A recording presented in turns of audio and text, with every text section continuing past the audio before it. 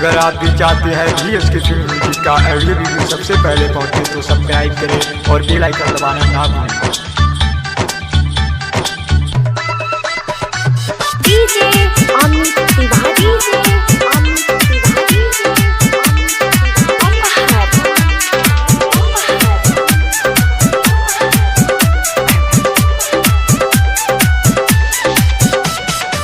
भोरही से चलल बानी हो गइल राती बाबा। भोरही से चलल बानी हो गइल राती बाबा। कन्हवा पकाव रहिले सावन में कासिया बाबा। कन्हवा पकाव रहिले सावन में कासिया बाबा। कन्हवा पकाव रहिले सावन में कासिया बाबा।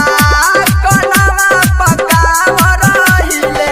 डीजे अमित तिवारी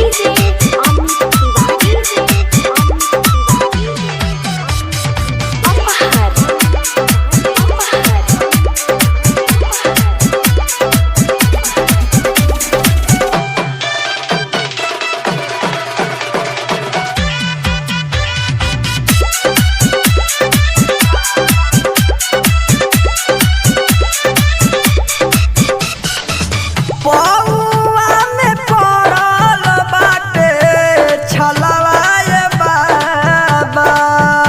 सब लोग लगावताटे बोलबम के नारा। ए बाबा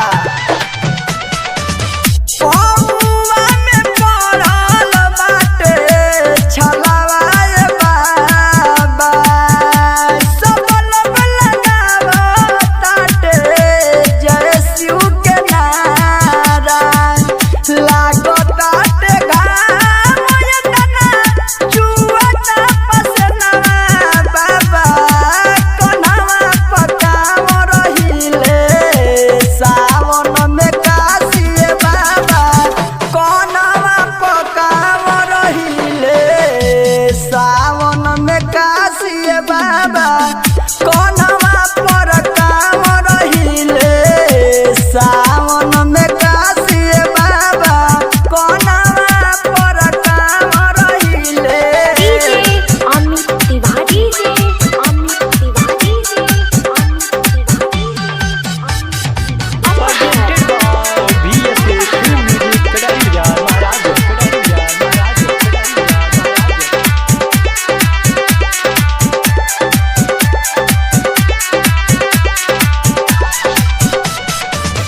असरा लगा के बाबा ओइनी दुआरी।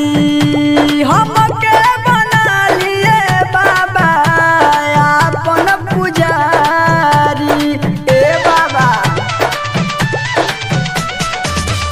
असरा लगा के बाबा ओइनी दुआरी। हमके बना लिए बाबा आपन पुजारी। कुंदन कमलेश विजय लिखल भजनवा बाबा। से समरी बेदर्दी राहुल गावेले भजनवा बाबा। कन्हवा पकाव रहिले सावन में कासिए बाबा। कन्हवा